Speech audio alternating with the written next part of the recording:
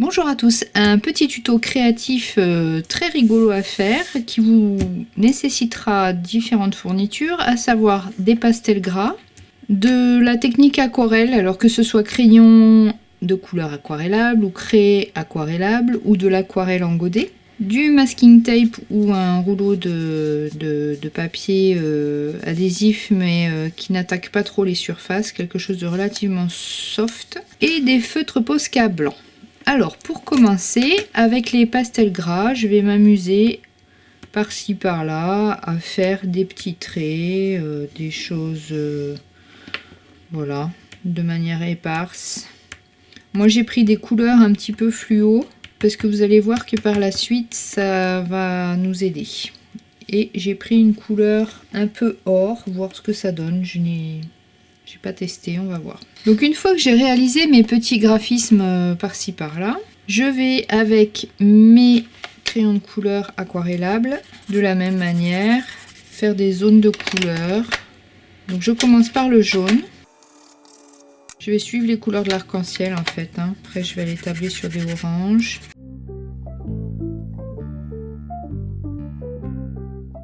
Et je vais faire la même chose avec mes craies Neocolor aquarelle qui vont être un peu plus pigmentées que les autres.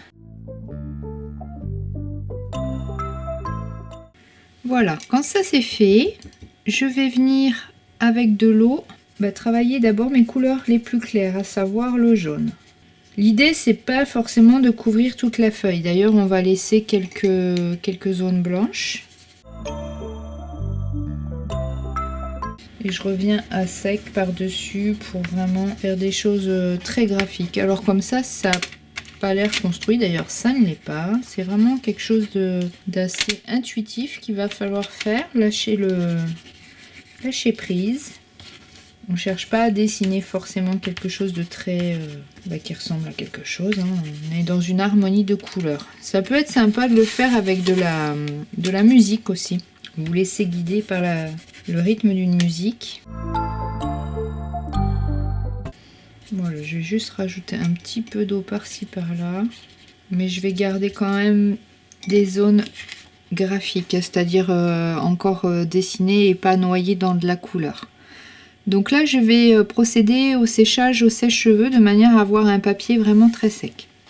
Si on a sous la main un petit fond de peinture acrylique, on peut aussi venir faire quelques touches de peinture acrylique pour avoir peut-être quelque chose d'un peu moins aquarellé mais plus intense en couleur.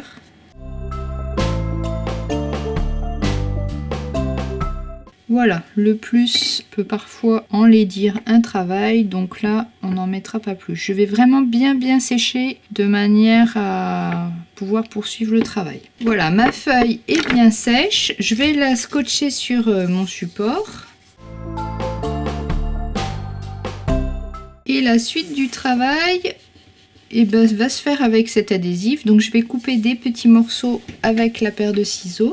Et je vais faire des formes un petit peu géométriques.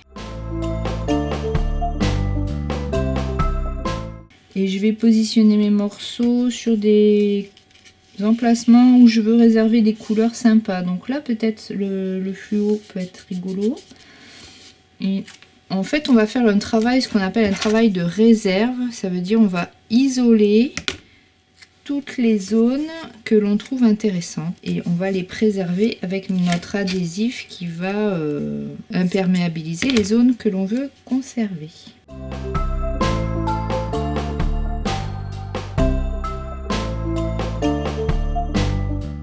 Voilà, avec mon adhésif, donc j'ai isolé toutes les parties que je souhaitais réserver. Et maintenant, je vais prendre de l'encre de Chine, un pinceau, pour pouvoir recouvrir l'ensemble de ma construction. Donc je prends l'encre de Chine et je vais recouvrir la surface. Je peux jouer, je ne suis pas obligée d'avoir un noir absolu partout.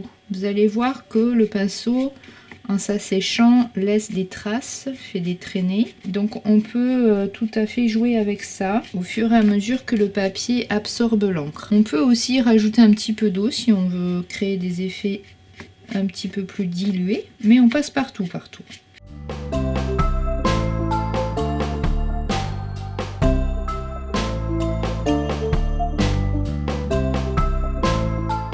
Donc la surface est bien sèche. Je vais pouvoir, avec les petits fluos pastel gras, revenir et faire éventuellement quelques petites touches par-ci par-là, et éventuellement à cheval sur les surfaces protégées par le masking tape. Je peux de la même manière, avec un petit Posca blanc, revenir faire pareil, des petites choses qui vont animer le fond. On peut aussi placer du spray en couleur, faire des éclaboussures. Moi j'ai du jaune, on va voir ce que ça fait.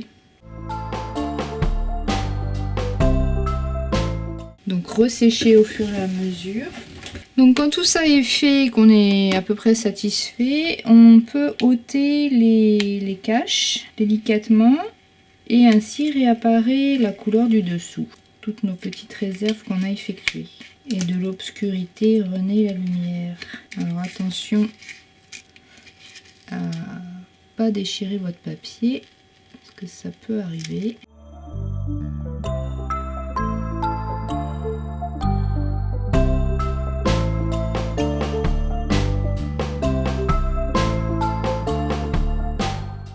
On peut, si on a envie, rajouter du splash.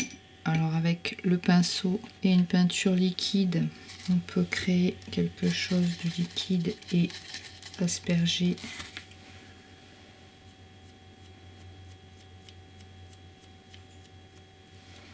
De la peine, c'est liquide. Rajouter des petites choses. Et on peut également intervenir à l'intérieur des formes en rajoutant là aussi des graphismes à l'intérieur.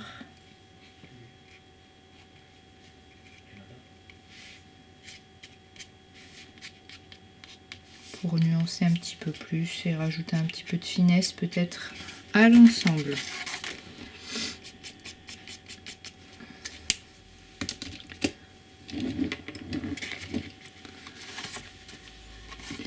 Voilà pour ce tuto, il vous a été présenté par l'Office culturel du pays de Duras. Donc vous avez pu voir qu'on pouvait superposer tout un tas de techniques différentes qui sont à la base des choses très aquarellées.